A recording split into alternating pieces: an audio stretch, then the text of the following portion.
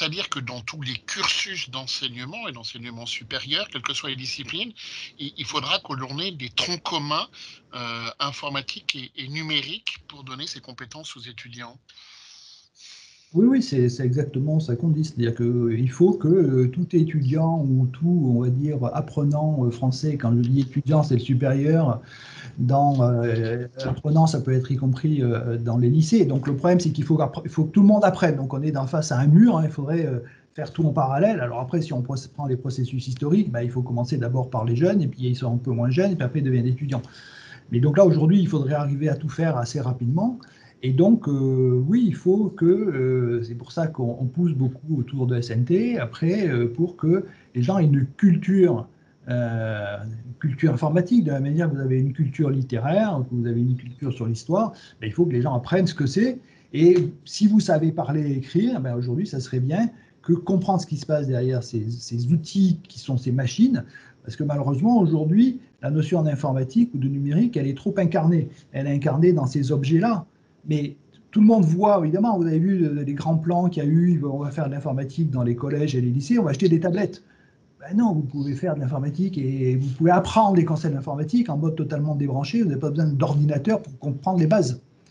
Okay, et évidemment qu'à un moment donné, quand vous apprenez une langue, vous apprenez l'anglais, vous apprenez l'allemand, vous apprenez l'italien, ben vous apprenez une langue qui s'appelle Python, voilà, parce que c'est la plus facile, des espèces d'espéranto facile pour tout le monde.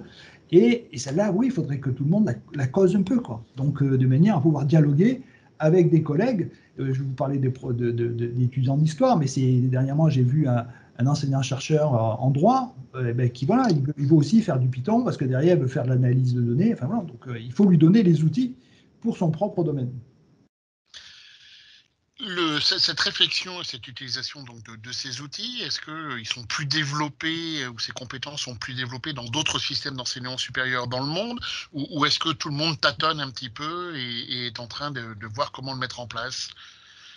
Alors, je n'ai pas une vision mondiale, mais tout ce que je peux dire, c'est que c'est très hétérogène. Donc, il y a des pays, et donc à titre anecdotique, par exemple, la Roumanie de Ceausescu apprenait l'informatique dès la quatrième.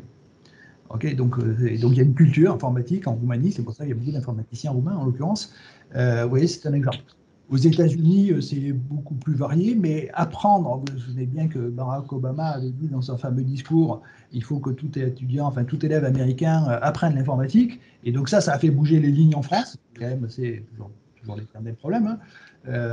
Le prêt, le verre, enfin le verre du prêt est toujours plus meilleur ailleurs, hein, alors que ça fait longtemps qu'on le disait. Donc c'est assez hétérogène, mais en France, in fine, grâce à des batailles internes, hein, je vous rappelle que l'informatique au lycée, ça date des années 70, hein, puisqu'il était déjà en 1970 de créer un CAPES informatique. Hein. Donc les 50 ans de bataille, on y arrive, et là, donc, il y a un CAPES qui est arrivé. Et donc la France, aujourd'hui, est en train de bouger, voilà, assez vite par rapport à d'autres, mais pas forcément parmi les leaders.